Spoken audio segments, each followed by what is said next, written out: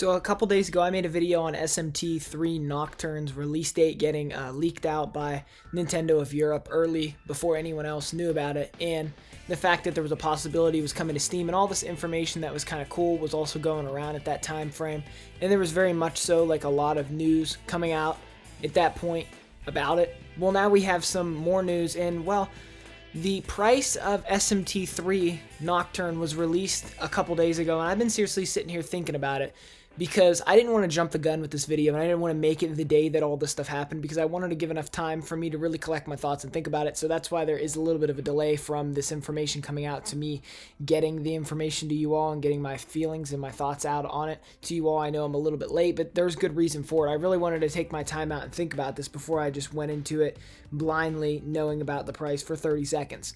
So the thing is that this game is going to cost you $49.99 for the standard edition, and the deluxe edition is going to cost you $69.99, and you get to play the game early if you buy the deluxe edition, plus you get some DLC, different things like that.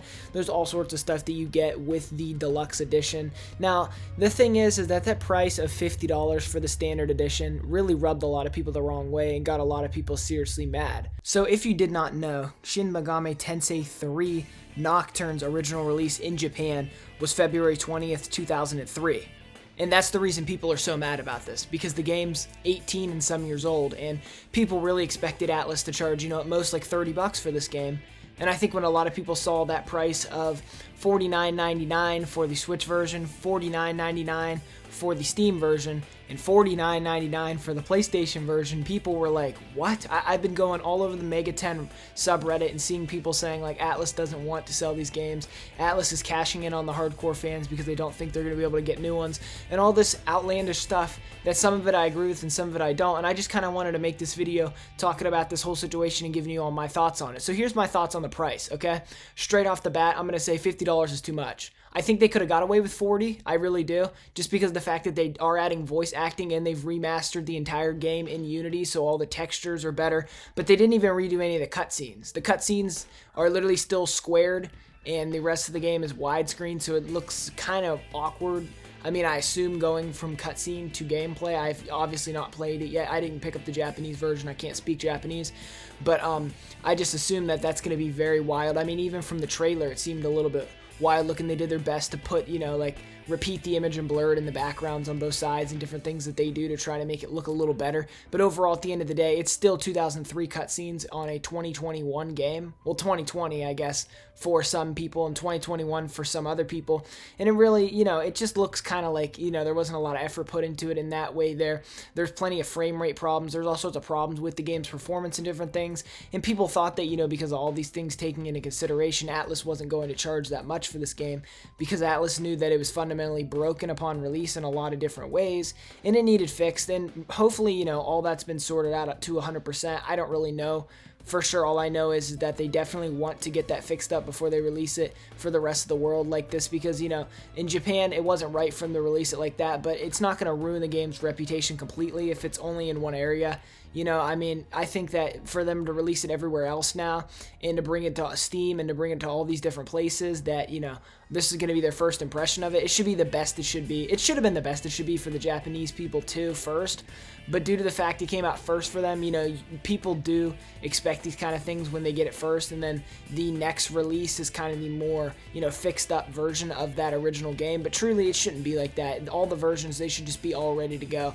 I truly do believe in a world where worldwide release is what we get, because getting these games like literally months and months after other people get these games, it is kind of sad. Like, I've been really looking forward to this game, and just recently we knew a release date. Like, that's kind of crazy to think that Japan's had this game for months now. I mean, it really does make me feel that, like, we're definitely put on the back burner a little bit. But that's just my thoughts on the whole situation. When it comes to the pricing and me, like I said, I do think that 50 is just too much. I think they could have got away with 40 because the voice acting and all that, that does cost them more money to do. But 50 for a game that literally came out in 2003 or 2004 in some places just is crazy to think that anyone's going to buy that. Like, hardly anyone is going to be paying $50 for a game like that. They're all going to be waiting for it to go on sale. And this is why I see a lot of people say that they just use ROMs of these type of games because they don't want to get involved with spending this much money on an old game. And I don't agree with, piracy by any means. That's not what I'm saying here. I don't do stuff like that. But what I'm trying to say is that these type of prices encourage people to do stuff like that. If it was 30 bucks, I think a lot of people would have bought it. But for 50 bucks now, people are going, you know what? No, I'm not going to buy that. For 60, I could have a brand new game that came out. I mean, I know 70 is becoming standard, I guess, pricing from this point going forward. But, I mean, there's a lot of AAA games coming out that are still 60, so we can't 100% say that. So it really just makes me think that, Atlas is definitely trying to take advantage of us on the price there. And yes, I did buy it. Yes, I already pre-ordered it. My copy's going to be on Steam. But I did kind of feel as if the whole, you get to play the game early if you buy this version, you get to play the game later if you buy this version. It all seems a little bit like, I don't know. I mean, I'm not a big fan of this. Like, if EA did this, everybody'd be making fun of EA, And it just seems like Atlas gets a free pass for this. And I love Atlas and I love the games they produce. But to me personally, this just doesn't really seem like the direction I'd like to see them take the Shin Megami Tensei series in the future. I think that this is kind of, this is kind of scummy, I guess. I don't really like to use that word, but it kind of is in a lot of ways. And I feel that it's going to be very hard for them to sell this game, especially as a almost 20-year-old game, to newcomers that were expecting this game to be cheap because it's a remaster. I mean, there's so many great remasters that are like 20, 30 bucks. Like, why is 50 considered okay, Like, I just feel like this is like something Nintendo would try to do also, like with Wii U games. When did this become normal for stuff like this to happen? And I just think that, it's time that we say this, and it's time that we recognize that we are getting ripped off. And yes, I bought it, but like I said, I didn't really feel like I was, I didn't really feel good about buying it for that price. I definitely felt like I was being a little taken advantage of, and I definitely felt like it was a little bit too high of a price. Well, anyways, let me know what's going on with this whole situation in the comment section below. I'd love to hear it from you all. Drop the video a like if you've enjoyed it. Subscribe for more SMT news and all sorts of all-around gaming news. I'll have news about literally everything. If you did not catch my original video talking about the release date and all that fun stuff, I will have a thing come at the end of this video right here for you to click on it. And that's pretty much all I have to say in this video. Again, thank you for watching this video. Jimmy out of here.